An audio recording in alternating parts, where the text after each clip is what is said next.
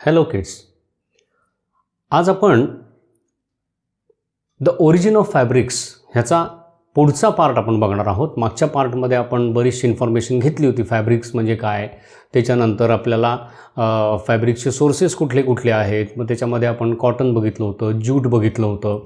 आता त्याच्या पुढचा पार्ट आपण ह्या पार्टमध्ये बघणार आहोत. त्याच्यामध्ये पहिल्यांदा आपण बघणार आहोत wool. Sweaters, caps, mufflers in winter are made of wool. आता पण तुम्ही बघता की आपण विंटरच्या दिवसामध्ये आपण सकाळी स्कूलला जाताना आपण वूलचे क्लोथ्स वापरतो. स्वेटर्स वापरता तुम्ही, मफलर्स वापरता, त्याच्यानंतर मंकी कॅप्स वापरता. ह्या सगळ्या कशाच्या बनलेल्या असतात तर ह्या वूलपासून बनवलेल्या असतात. Wool is obtained from hair or fleece of the ship.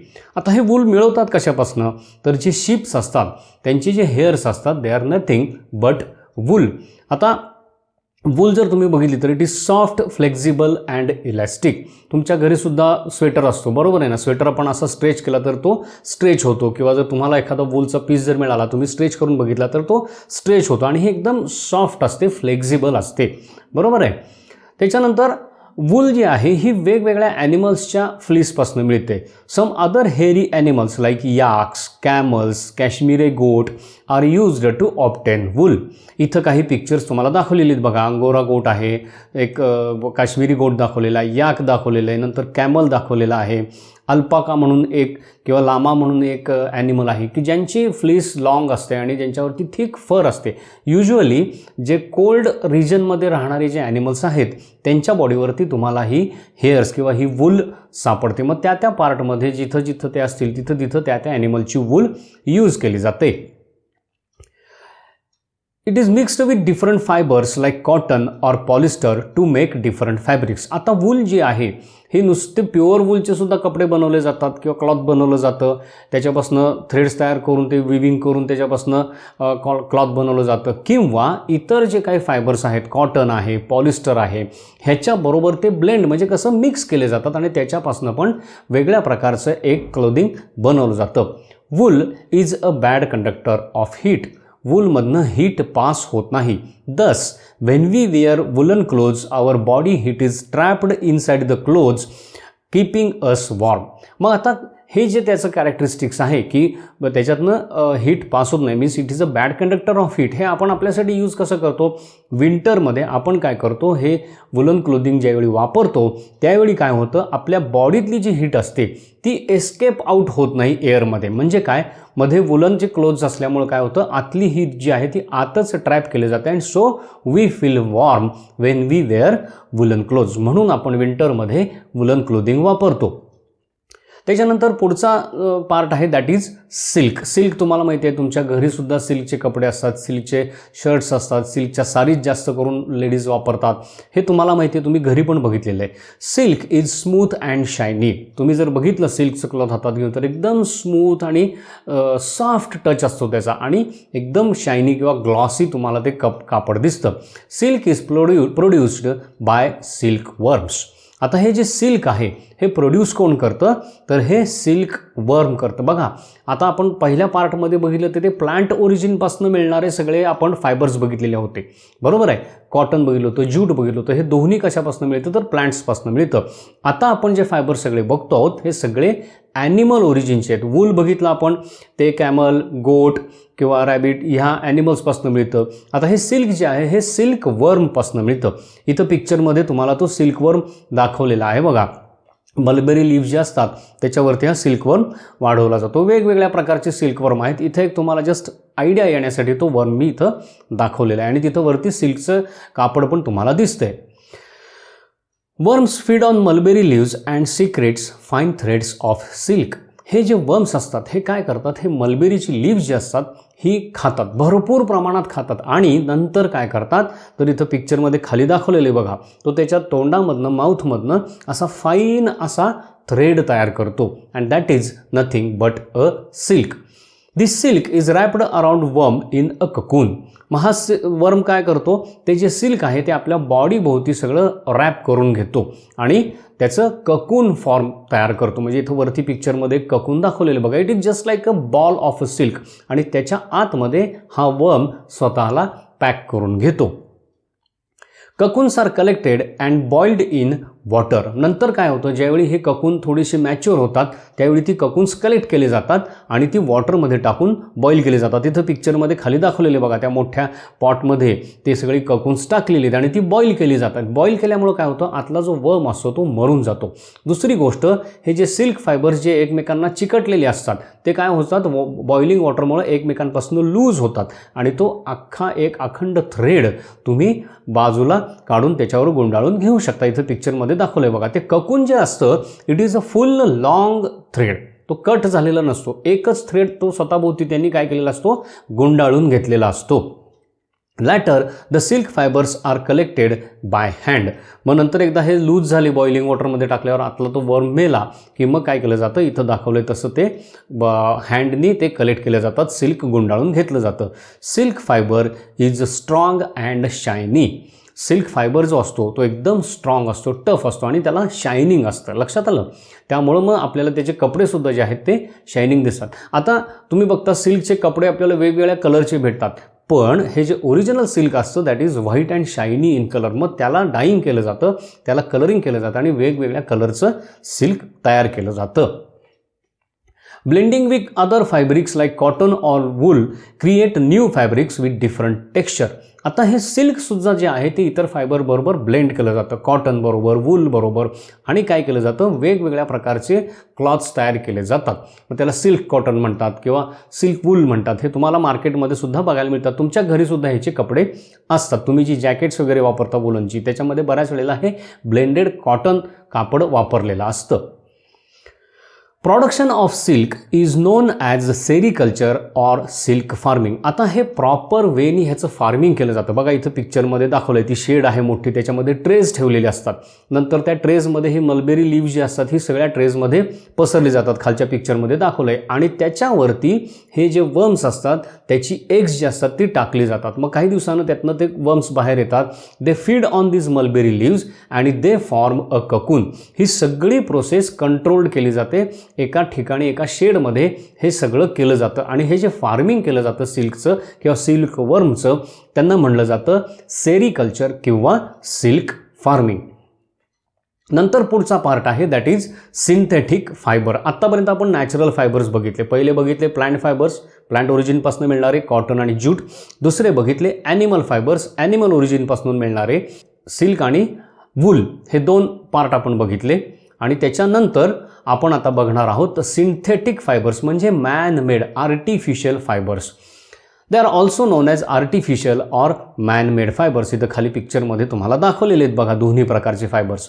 Made in industries by processing crude oil. Crude oil म्हणजे तुम्हाला माहिती आहे की जे आपण जमिनीतनं किंवा अर्थच्या पोटातनं जे ऑइल काढतो बाहेर that is nothing but a crude oil. मग त्याच्यापासून डिझेल, पेट्रोल, केरोसिन हे सगळे पदार्थ वेगळे केले जातात.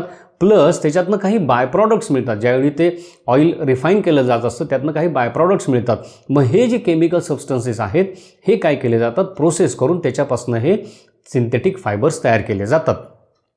Chemical substances obtained from crude oil are heated and forced through very fine pores to obtain long fine threads of synthetic fibres. मग ही केमिकल काय केले जातात, हे एकत्र केले जातात, नंतर ते हीट केले जातात, त्याच्यावर काही प्रोसेसिंग केली जाते आणि नंतर एकदम फाईन होल जे असतं त्याच्यातनं हे फोर्सली प्रेशरनी बाहेर ढकलले जातात. मग काय होतं, त्यात फाईन पोअरमधनं असा फाईन थ्रेड बाहेर पडतो and that is nothing but a synthetic fibre.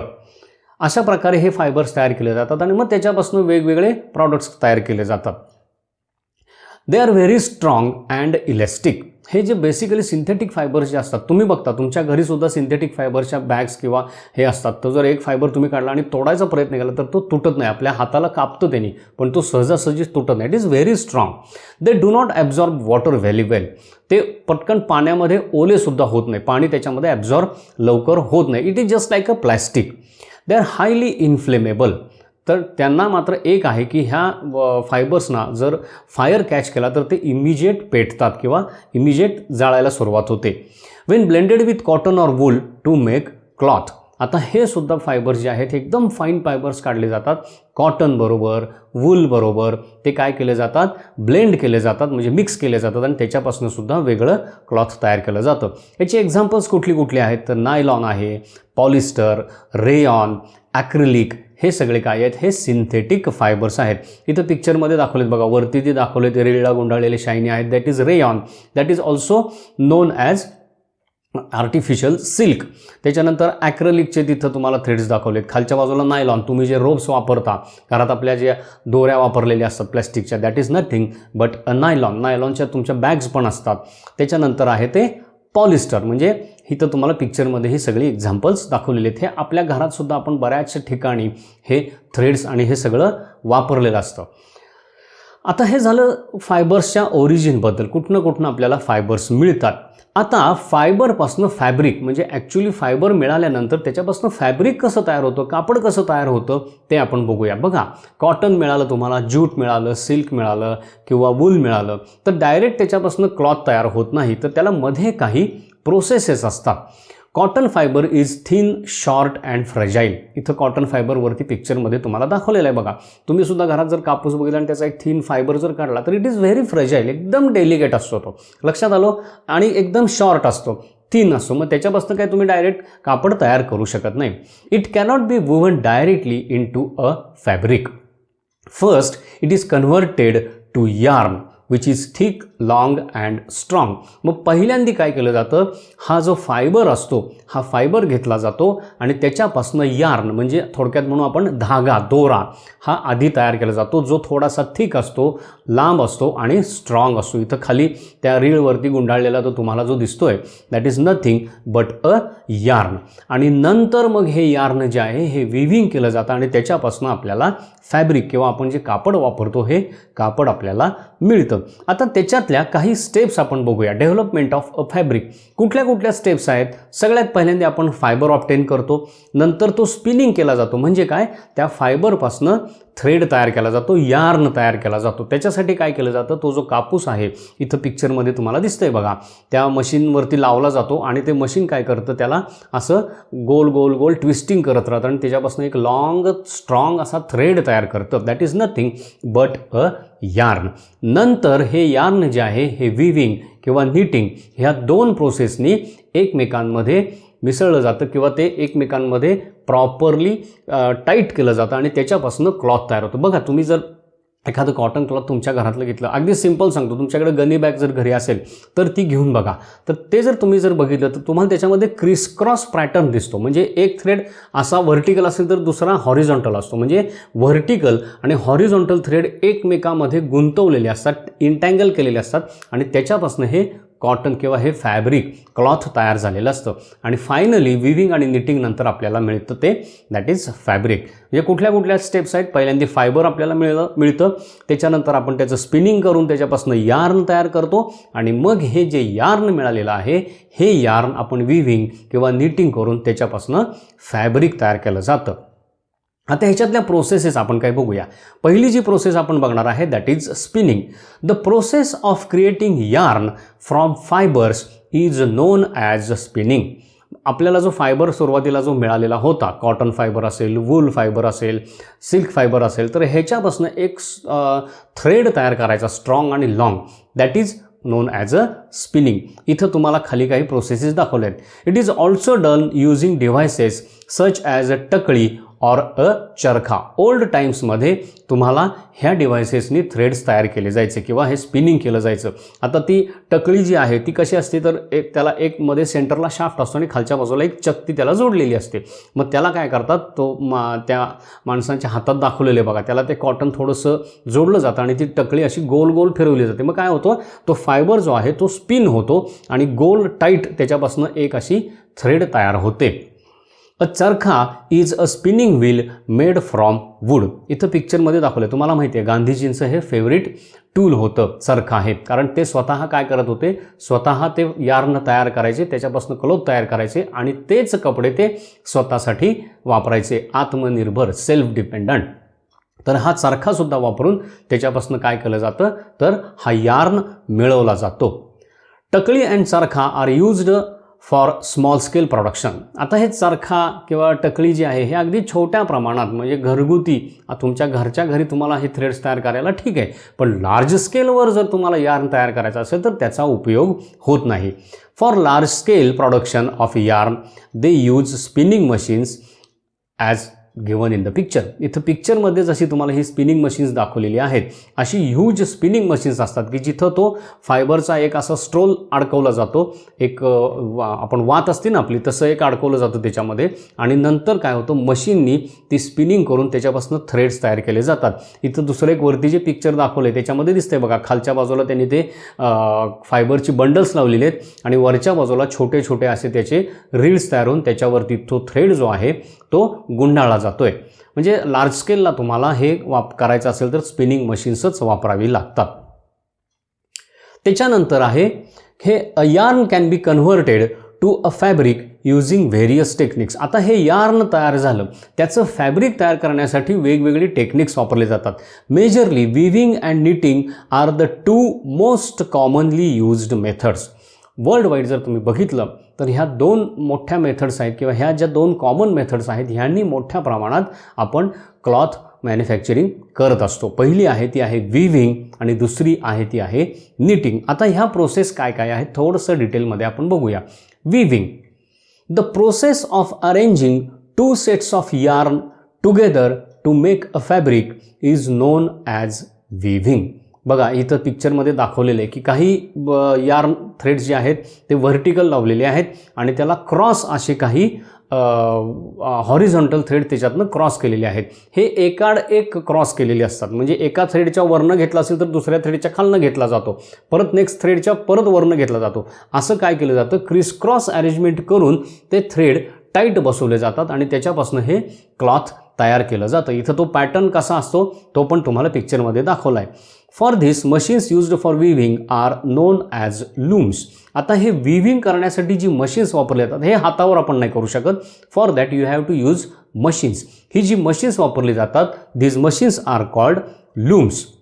आता ही लूम्स जी आहेत ही दोन प्रकारची असतात. एक लूम्स असतात ती बाय हँड ऑपरेट केली जातात, म्हणजे एक सेट यार्नचा एक सेट असा व्हर्टिकल लावलेला असतो, दुसरा जो हॉरिझॉन्टल सेट असतो तो काय केलं जातं, कोणतरी तिथं ऑपरेटर बसलेला असतो आणि तो काय करत असतो ते एकाड एक थ्रेडमधनं तो खालीवर असा क्रॉस करत जातो आणि तो टाईट करत जातो. इथं पिक्चरमध्ये दाखवलेलं बघा, ती त्या बाईच्या बसलेल्या आहेत त्या काय करतात, एक उभा एक सेट लावलेला आहे आणि आडवा जो सेट आहे त्या स्वतः काय करतायत त्याच्यातनं ते विविंग करून घेत आहेत. Such machines operated by man are called handlooms, कारण ते हँडने ऑपरेट करतात, so they are called handlooms. आणि दुसरा एक प्रकार येतो दॅट इज इंडस्ट्रियल लूम, म्हणजे मोठ्या प्रमाणात फॅक्टरीजमध्ये जे किंवा कॉटन मिल्समध्ये किंवा मोठ्या मोठ्या फॅक्टरीजमध्ये जे फॅब्रिक तयार केलं जातं किंवा क्लॉथ तयार केलं जातं त्या ठिकाणी मात्र ही मशीन्स ही पॉवर ऑपरेटेड असतात, म्हणजे इलेक्ट्रिसिटी किंवा ह्याच्यावरती ऑपरेट होतात आणि दे आर कॉल्ड पॉवर लूम्स. म्हणजे लार्ज स्केलवरती ज्यावेळी क्लॉथ मॅन्युफॅक्चरिंग होत असतं त्यावेळी पॉवर लूम्स वापरली जातात. पण अजूनही हँडलूम जे आहे तुम्हाला माहीत आहेत की तुम्ही जर कुठं मार्केटमध्ये गेलात तर हँडलूम क्लॉथ तुम्हाला वेगळी मिळतात आणि दे आर प्रेटी कॉस्टली. त्यांची किंमत खूप असते. का? कारण ते मॅन एफर्ट्सनी तयार केलेले असतात आणि they are very very very fine and costly. त्याच्यामध्ये तुम्हाला वेगवेगळे डिझाईन्स तयार करता येतात. तर जर मॅक्झिमम तुम्ही जर बघितलं तर साऊथमध्ये जो सगळा बिझनेस आहे सारीज किंवा ह्याचा हा सगळा हँडलूमवरती मॅक्झिमम चालणारा आहे. ज्या आपण सारीजमधले जर प्रकार तुम्ही बघितले, पैठणी हा जो प्रकार आहे किंवा सिल्क सारीज ज्या असतात ह्या जास्त करून सगळ्या हँड वुवन असतात, म्हणजे काय हँडलूम्सवरती त्या तयार केलेल्या असतात. आणि युजली आपण मार्केटमध्ये जाऊन ते दुकानातनं कापड विकत घेतो that is made on power looms. त्याच्यानंतर दुसरा टाईप आहे दॅट इज निटिंग. आता हा निटिंग म्हणजे काय, a single yarn is looped repeatedly using 2 needles to make fabric. हे तुम्ही तुमच्या घरात सुद्धा आई आजी ह्यांना कोणाला तरी हे करताना बघितलं असतं. तुमचे जे स्वेटर्स घरी तयार केले जातात हे ह्या निटिंग प्रोसेसनी केले जातात. त्याच्यात काय केलेलं असतं, पिक्चरमध्ये दाखवलं तसं 2 निडल घेतलेले असतात आणि एकच सिंगल थ्रेड वेगवेगळ्या लूपिंग पॅटर्नमध्ये काय केलेला असतो त्याच्यामध्ये एकत्र अडकवलेला असतो. Every time a new loop is created the length of the fabric increases. जसं जसं एक नवीन लूपची सिरीज तयार करत जातो तसं तसं काय होतं, त्या फॅब्रिकची लेंथ जी आहे म्हणजे फॅब्रिकचा साईज, कापडाचा साईज हा वाढत जातो. पण ह्याच्यात एक लक्षात ठेवा, आता आपण जे विव्हिंग बघितलं तिथं यार्नचे 2 सेट वापरलेले असतात, एक व्हर्टिकल असतो आणि दुसरा असतो हॉरिझॉन्टल. पण ह्याच्यामध्ये निटिंगमध्ये एकच थ्रेड वापरलेला असतो आणि निटिंगच्या ज्या निडल्स असतात त्या वापरून काय केलं जातं, लूपिंग पॅटर्नमध्ये तो एकच थ्रेड जो असतो तो वीव ऑफ केला जातो आणि त्याच्यातनं ते क्लॉथ तयार केलं जातं. समजा तुम्ही जर तो एक थ्रेडचं जे टोक असतं ते धरून जर तुम्ही ओढलं तर ते अख्खं जे क्लॉथ आहे ते पूर्ण रिकामं होतं आणि सगळा थ्रेड जो आहे तो बाजूला होतो. म्हणजे निटिंग आणि विविंगमध्ये फरक काय, विविंगमध्ये क्रिसक्रॉस पॅटर्नमध्ये 2 सेट्स ऑफ यार्न वापरलेले असतात, वेअर ॲज निटिंगमध्ये तुम्ही एकाच थ्रेडपासून ते कापड पूर्ण तयार करत असता. Knitting is also done both manually and on machines. इथं पिक्चरमध्ये दाखवलं आहे बघा, त्या बाई आहेत त्या हातावरती स्वेटर विणतायत किंवा ते वुलनचं क्लॉथ विणतायत आणि इकडं दुसरं आहे, इथं हे मशीन आहे, त्या मशीनवरती ते काय केलं जातं आहे, निटिंग केलं जातं आहे. Cotton and wool are commonly knitted to fabric. Mostly wool आणि कॉटन हे जे 2 फायबर्स किंवा यार्न्स जे आहेत त्याचं निटिंग केलं जातं आणि त्याच्यापासून फॅब्रिक बनवलं जातं. इतर जे आहेत सिल्क म्हणा किंवा ह्या गोष्टी ह्या इतक्या फाईन असतात की त्या निटिंग करणं एवढं सोपं नसतं. So this is all about fibres. आता आपण ह्या पार्टमध्ये काय काय शिकलो आपण एकदा बघूया. मागच्या पार्टमध्ये आपण बघितलं ते सगळे प्लांट ओरिजिनचे फायबर्स होते.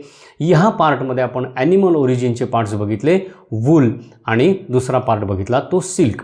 वूल कोणापासून मिळतं, सिल्क आपल्याला कशापासून मिळतं, सिल्कवर्म म्हणजे काय, ककून म्हणजे काय, ते सिल्क कसं सेपरेट आउट केलं जातं, ह्या आपण प्रोसेसेस बघितल्या.